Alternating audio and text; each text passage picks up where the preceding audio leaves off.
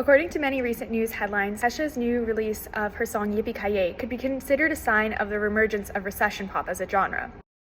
However, this has some worried, as the last time recession pop was popular was during the Great Recession of 2008. The real question here is whether there's any legitimate correlation between the popularity of this genre known as recession pop and recessions in the economy. So let's talk about that. Let's start with the term recession pop. Recession pop was a term created to describe the music that was popular during the 2008 recession. Recession pop is characterized by having a faster beat per minute and also having lyrics about dancing the night away, living it up, and having a good time going out with your friends.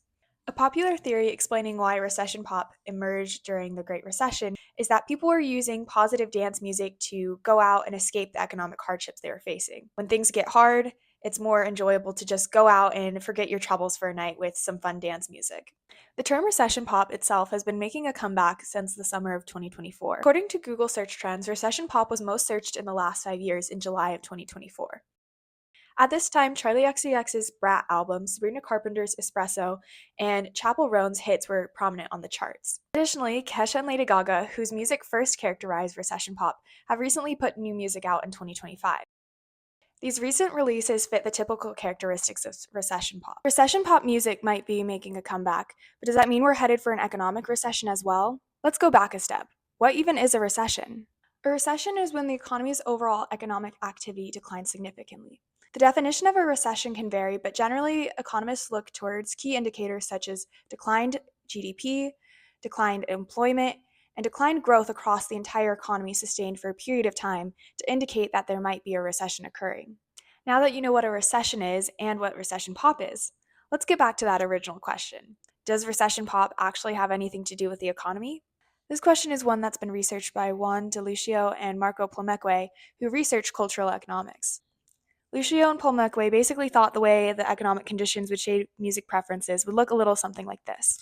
You'd have the general macroeconomic conditions. This includes recession, GDP, unemployment, all of these factors that create the conditions people are experiencing. That's going to affect their well-being and the social mood. Do people feel like they have a lot of money to spend, to go out and have leisure? Do they feel able to afford the things that they want to? What is the social atmosphere and the vibes that the economic conditions are creating throughout society? Then based on that social well-being, that's going to shape music consumption preferences. So then they use the data that they collected and compiled to see whether this kind of relationship actually held in the real world. To test their theory, Plomecque and Lucio looked at Billboard's Hot 100 from 1958 to 2019. They analyzed the songs on Billboard's Hot 100 to see whether these songs had positive lyrics and to look at the beat per minute of these songs. This connects with the characteristics of recession pop, having a faster beat and having positive lyrics. They found that unemployment was statistically significant for an increase in positive music consumption.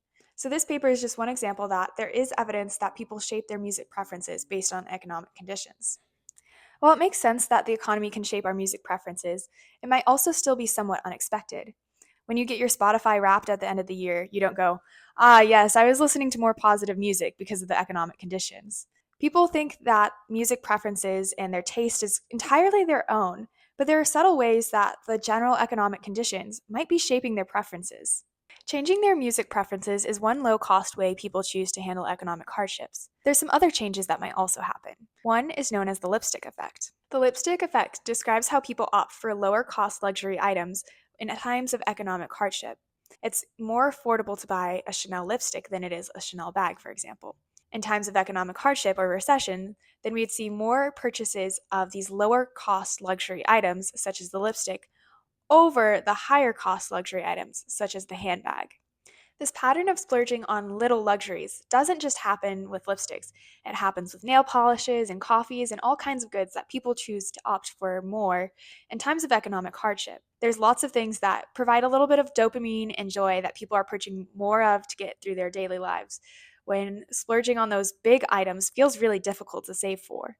What I hope you take away from this video on recession pop and the lipstick effect is that the symptoms of recession show up across the entire economy. Recessions are seen not only through unemployment, GDP decline, and lower rates of growth, but also through the change in how people make their everyday choices. Choices to listen to more happy music to cope with the economy, go for a little luxury item instead of the bigger ticket item. People make economic decisions all the time. We often don't recognize that all of these choices are products of economic conditions and perceptions people hold of the economy. So I'd like to challenge you.